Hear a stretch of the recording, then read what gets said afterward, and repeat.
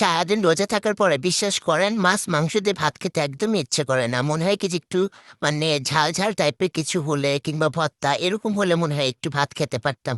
একে তো জ্বর, তারপরে আবার রোজা, সব মিলে একটু ঝাল ঝাল ভর্তাটা মন চাইছিল। সেজন্য চলে আসলাম সিম আর টমেটো নিয়ে। তো আমার এই ভিডিওটা যারা ইউটিউব থেকে দেখছেন প্লিজ একটু সাবস্ক্রাইব করে দিবেন, আর যারা ফেসবুক থেকে দেখছেন লাইক কমেন্টস আর ফলো দিয়ে একটু পাশে থাকবেন। তো সিম আর টমেটো নিয়ে তো চলে আসলাম। সিমগুলোকে কিন্তু আমি সিদ্ধ করতে দিয়েছি, তারপর একটা ফ্রাই প্যানে পেঁয়াজ ভাজতে দিলাম। আবার আলাদা করে একটা কড়াইতে কিন্তু আমি সিমগুলোকে একটু হালকা করে ভেজে নেব। আর পাশে আবার একটু রেখে দিলাম, কেননা যদি একটু সিমের যে রস রস ভাবটা থাকবে ওইটা একটু টেনে নেবে আর কি, টমেটোটা ভাজতে ভাজতে। তো টমেটোগুলো আমি একটু হালকা পাতলা করে একটু ভেজে নিয়েছি। আর এত মজা লেগেছে ভর্তাটা, আমার কাছে তো খুবই ভালো লেগেছে। কারণ একটু টক টক ভাব আছে আর কি।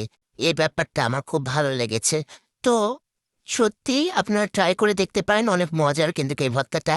তো আমার এই ভিডিওটা কেমন লাগলো আপনারা একটু কমেন্ট করে জানাবেন। সবাই ভালো থাকবেন। আল্লাহ হাফেজ।